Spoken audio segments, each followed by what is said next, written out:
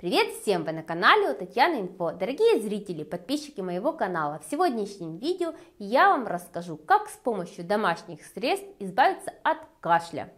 Если у вас бронхит и вы кашляете, вам поможет такой напиток, который состоит из 200 грамм изюма и литра воды. Заливаем водой изюм и ставим на огонь очень медленный на 10 минут.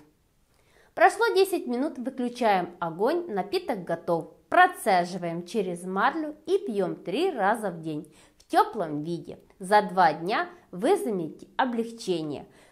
Действует на все 100, так что пробуйте. Это вкусно и действенно.